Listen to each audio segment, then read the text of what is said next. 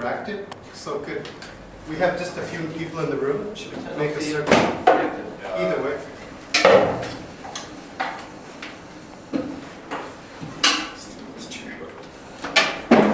And before starting, just a simple question, like how many of you have done like research on study abroad or cross-cultural communication? Most people.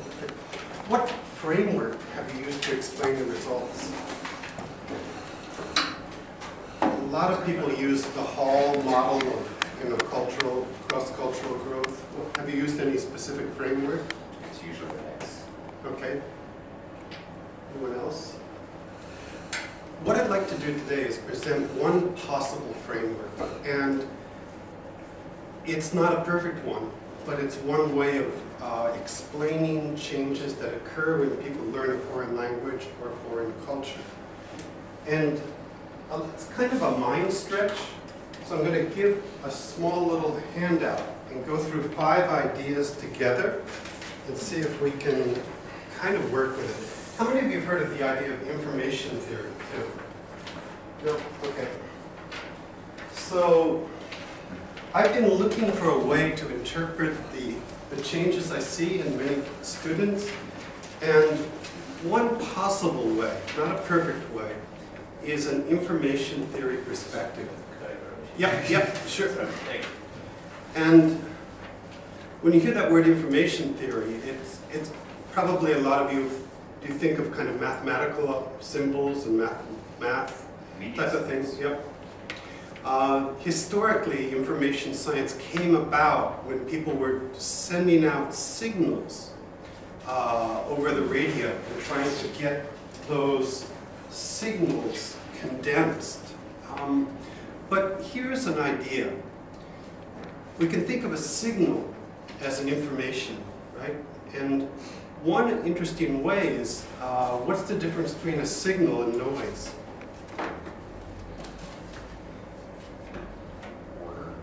Order, and the way we interpret it, right?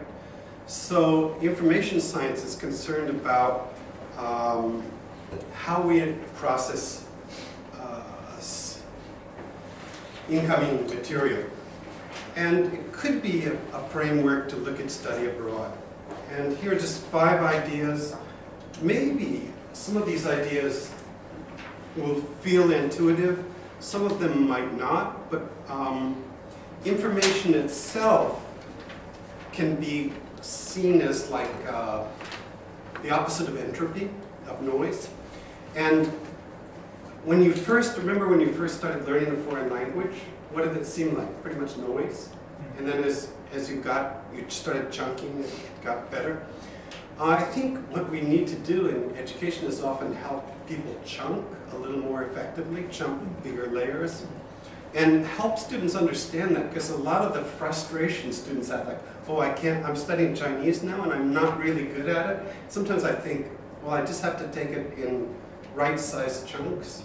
So, but one thing that several presenters mentioned too is the idea it's a commodity, and information can actually lead to a change in behavior. And when we present study abroad information, or we're trying to recruit students to do some kind of cross-cultural thing, the question asked is, how much is information to the students? How much is noise?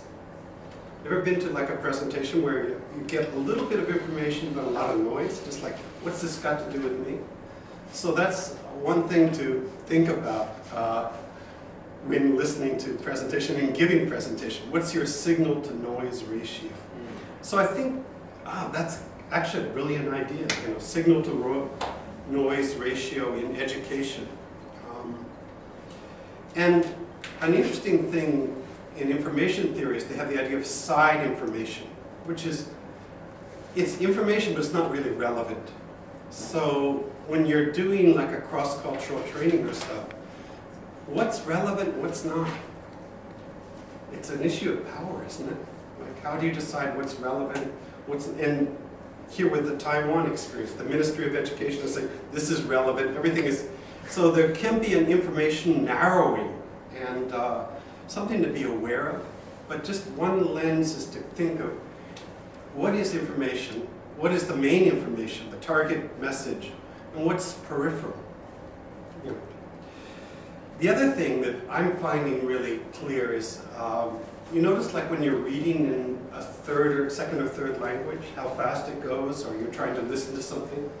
The channel capacity is different, right? And when you're doing it in your native language or before you have a few extra beers, you know. So I think when we're doing cross-cultural training, we can also tell students that when you're working in a foreign country or a foreign language and culture, you have to kind of process information through a different channel. And it's not as efficient as it is in your native culture, native tongue. And so there's kind of like a tiredness. Do you find that when people go abroad, they get kind of really tired and stuff? This idea of channel capacity, I often feel like when I'm reading Japanese, I have a 16-bit processor. When I'm reading English, it's about 64. So just that feeling that we have channels that need to slowly develop. It doesn't happen quickly, does it? And like your channel capacity in a foreign language. And many students, when it comes to study abroad, have unrealistic ideas that after a 3-week or a 3-month tour, suddenly I'm going to be able to, you know, speak like a native, just hear everything fluid. So we need to work with them. And I think information theory can help explain some of the changes in our behavior, in our brain, cognitively. How do we process language? Are we okay so far? Yeah. 1 and 2? So it comes down to signal processing. Let's take a look at 3. What does that mean? Well, one way to interpret signal processing is to think of it, study abroad is actually a way of, I think Randy this morning showed in Nepal, the gesture for yes and no. It's quite different, isn't it? Yeah. And we're processing a signal when we see that kind of gesture. And many other nonverbal and verbal things are actually signals, and we have to process them different. Those of you who speak Japanese know the word kento shimasu, which often will say, yeah, I'll do it, or yes. It's kind of like a yes, but it's not really a yes. It's more like I'm going to back shelf it, you know, or it's a polite no sometimes, you know. So when studying abroad or doing that, we have to think of how to process the signals in different ways. So one way to think of study abroad is a signal processing thing. Let's look at number 4 on the other part here. Data compression. Like, to really live in a foreign country, learn a foreign language, it's a huge amount of data, isn't it? Huge amount of information you want to express. How do you shrink it down? What do you guys do to shrink down like a... Do any of you do pre-departure training for your study abroad experiences? Yeah. How do you shrink that? All that? I mean, there's probably this much you want to express, but... Oh gosh, it depends on, you know, I basically have materials, and I'm supposed to be teaching all 4 skills. Yeah. Basically it's survival, Yeah. you know, and I use an intercultural text. Yeah. That's sort of what I'm familiar with. And where it's relevant, although we have students going to the States and also to Australia, so I know I'm much more familiar with the States culture and that sort of thing. Although I've been to both countries and both universities. I guess providing the information about, you know, support, you know, going through the whole culture shock stuff, you know, that's, and then I basically, teach them how to deal with some of this cognitive processing, maybe in a, you know. What you said is interesting because if you think of Maslow's scale, scale of human development, a lot of survival is the basic, and when I attend many university study abroad orientations, often it's just like safety and survival, and that's it. It doesn't seem to get beyond that too often. To really compress that information and to deal with the higher levels takes time, and there's an economy at work where often time is not available. So what happens? The study abroad experience, what does it become? A touristic commodity? kind of an item on sale. It really depends on the student though. Yeah, it does. And then their investment, and you can just do so much. You can't hold their hand in the field and say, Right. you need to talk more with your, with locals or something. It's Right. It has to be. But, yeah, anyway, I'm sorry. No, absolutely. I'm glad you mentioned that. So, I'm often perplexed about like how much information to give, and also this getting the sense of caring first, the investment. Like, why? A lot of students saying, "I'm going to go there. I'll worry about it when I get there. Like, I don't have to think in advance, and I'm just busy with other things right now." So, how do you change that mindset? Any advice? Usually, what I've been attempting to do Yeah. is get the students to talk with those who are studying abroad at their institution. Yeah, That's usually quite difficult because they're hesitant due to the language gap. yeah, But when that happens, if the first meeting goes well, usually they have some sort of, there's a support, there's somebody who at least is an information yeah. access point. Whether they use it or not, of course, is up to the student. Study abroad, to me, seems to be like involve a certain amount of fiction. And one story we often tell people is that this model that, what's it called, the U-curve hypothesis. Is that familiar with everyone? You know, or the W curve, where you're going to learn some things for a while, but then it will be forgotten. Those type of things. But I find those unfulfilling fictions, really, in a way. But I'm sometimes wondering that in the study abroad process, maybe a degree of fictionalizing is necessary. It's like a fictional narrative. I think information theory can be a way to scaffold some ideas about like dealing with unfamiliar stuff, and it has a certain usefulness as a metaphor, at least.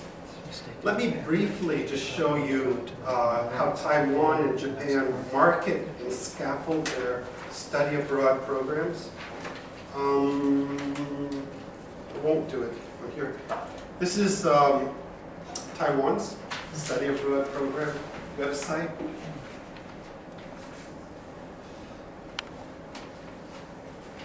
What do you notice in this when you look at it?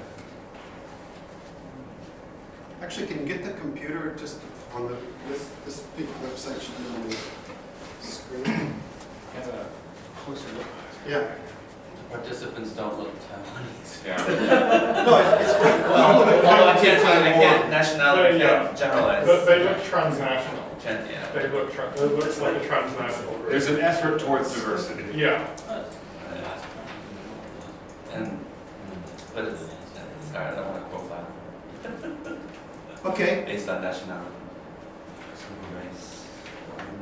If you're going with like the perception rather than reality, they're clearly trying to present like even if all of these people were Taiwanese, like they're clearly operating with the assumption that you would not think that when you saw multiple the image. languages. Okay, here's the Japanese website. I think it looks good. Oh, yeah.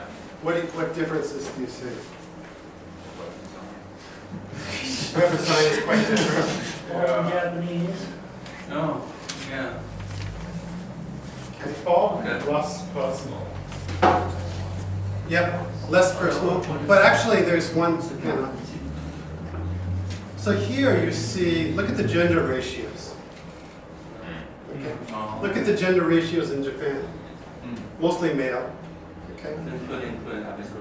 Look at the language choices. And in Taiwan, it has Computer. English and Chinese. Japan, if I remember correctly, has several more language choices: Indonesian, Vietnamese, Chinese. So in that way, it's better. Look at the political content. Okay, multiracial. Do you see the president of Taiwan anywhere here? No. You see the prime minister of Japan anywhere here? Yeah, it's an advertisement for op-ed. Yeah. So that's one different way the message is being marketed. Okay. So in a way, study abroad presentations were marketing information. It's a commodity, and how do we want to get the message out? And what's the subtext, unintended perhaps message, the agenda in terms of nationality and it's also can be regarded as a political statement. Who is Taiwan? Who's studying in Taiwan? A lot. Okay, 5 minutes. There's quite a few Vietnamese students, and Taiwan actually is giving some money to certain governments, students that come to Taiwan. How about Japan? Who's often studying in Japan? Chinese. Right, and interestingly, the people in my office will say, we don't want more Chinese, we want people from other countries. And the government's trying to say, you know, we want to it's a part of a big alliance, actually. But one last idea I want to share with you. Are we okay with data comprehension? Compression. Trans information. I'm not talking about transgender, I'm talking trans information. It's a bit of a mind stretch, but I think it's a powerful idea. It's mutually shared information. Information you share together that indicates two people. When you talk to people who are friends, a lot of times you know what each other is saying, okay? But if it's perfectly mutual, there's not a lot of new discoveries, okay? On the opposite extreme, if you go for someone from another planet, an ET alien encounter, there's not much in common, right? And so we could say at that point the entropy, the outcome is quite uncertain. The chances for learning are great, but also the fear is great. So in transfer information, the idea is that optimally for learning, this kind of ties to Vygotsky's ideas, that there should be a certain amount of unknown. Too much unknown is intimidating. Too little is boring. So when you're presenting cross-cultural, any new information, think of how much of it is new, how much of it is old, and how far people can stretch comfortably without going too high. High levels of transformation, it's relaxing, it's comfortable, but you're not going to learn much. Low levels of transinformation, the gaps are too big. Okay? And I see this with students who come to Japan a lot of times where when they hit the kanji, students from Western countries, they often feel intimidated. Okay, God, I've got to learn, what is it, over 2,000 characters, and the characters seem so unfamiliar. So optimal information to create that level of comfort. Those are just 5 basic ideas. I want in the last 2 minutes show that this information theory perspective has some promise but also some problems. We're not information processors. We're embodied human beings, okay? And we're very subjective, and so things that are maybe other ways of looking at the world are also good. But hopefully today you've seen one information science perspective on interpreting education and study abroad. And I hope some of the ideas are useful. Thank you very much. Okay, should we throw the floor open to any questions to any of our presenters?